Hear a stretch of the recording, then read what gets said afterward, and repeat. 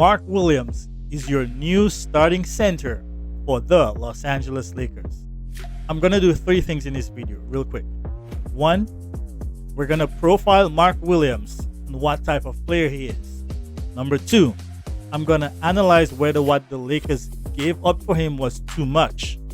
And three, I'm going to project what the Lakers can do going forward to complete the roster even more.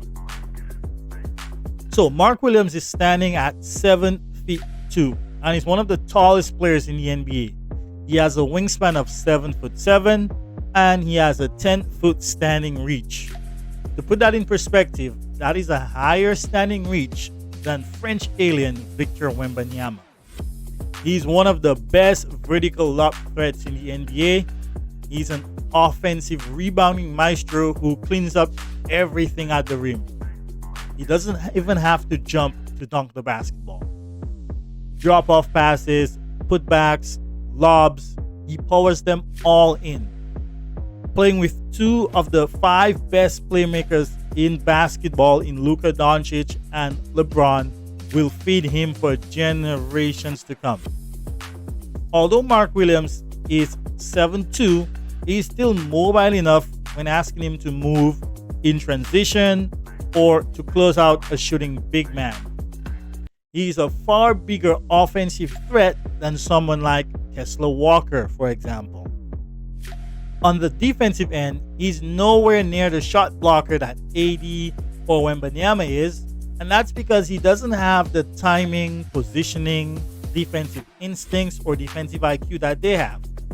That being said, just being so tall and long means he's a decent enough rim deterrent. And if he gets more minutes and playing in a more meaningful system with the Los Angeles Lakers, he can only improve on that end. As a post defender, he is solid.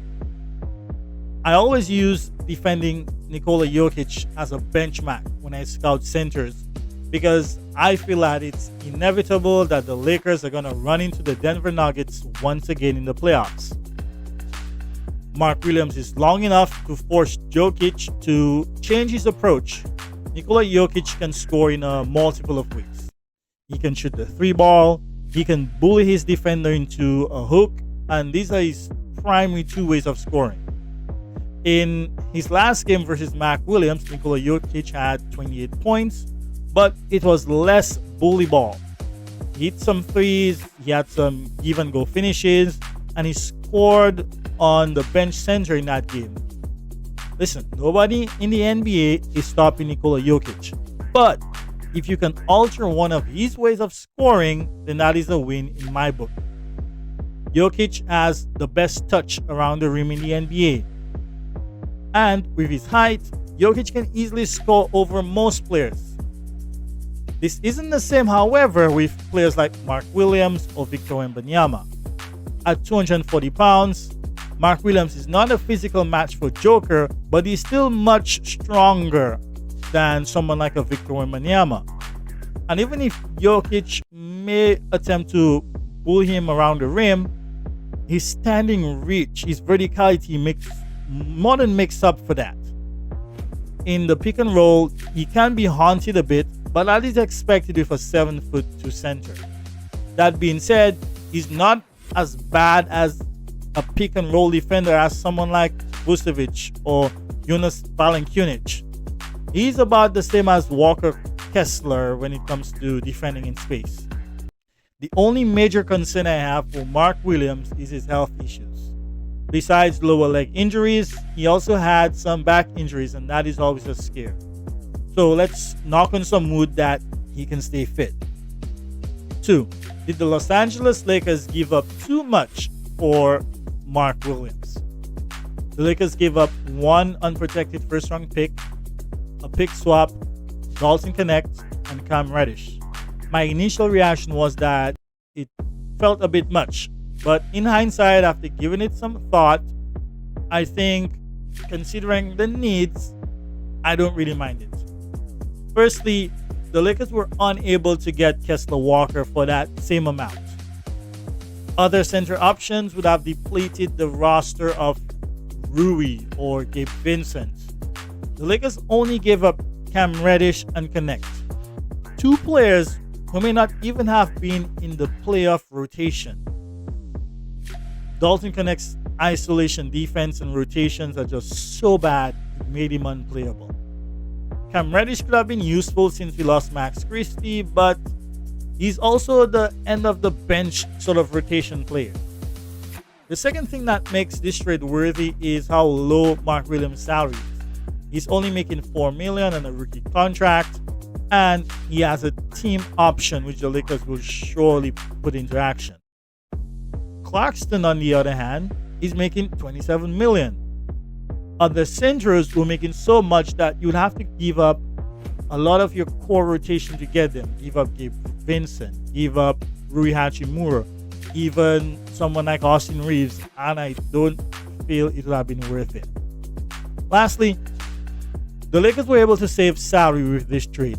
The Lakers almost below the first apron, and now they have an open roster spot by trading Cam Reddish.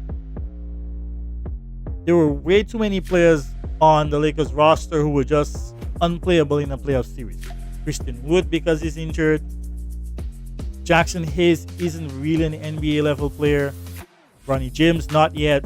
Cam Reddish, end of the bench. Dalton Connect, possibly unplayable, as well as Shake Milton. Now that there's a roster spot available, the Lakers can fill up that spot without having to pay waiver fees for waiving any player. And that's important. Number 3, speaking of roster spot, what does that mean for the Lakers going forward? The Lakers do need another perimeter defender with Max Christie being out. Gabe Vincent is injury prone and he's a bit short. Jared Vanderbilt has offensive limitations. If the Lakers can trade Maxi Kleber's $10 million contract for a 3-and-D player who can defend at the point of attack, or just get someone off the buyout market, that would complete the roster. Someone like a Torrey Craig, for example, is an option to keep an eye on. Two things to note though, the Lakers cannot aggregate Maxi Kleber's contract in a trade, meaning that they can only trade him by himself. And secondly, if the Lakers sign a buyout candidate, it has to be someone who's making less than $12 million. That's because the Lakers are over the first apron. But one of the options the Lakers do have is to facilitate some trades to get below the second apron or below the first apron, and then they're able to sign more expensive buyout candidates who are earning more than $12 million. Remember to like, share, subscribe, comment, and I'll catch you guys in the next video.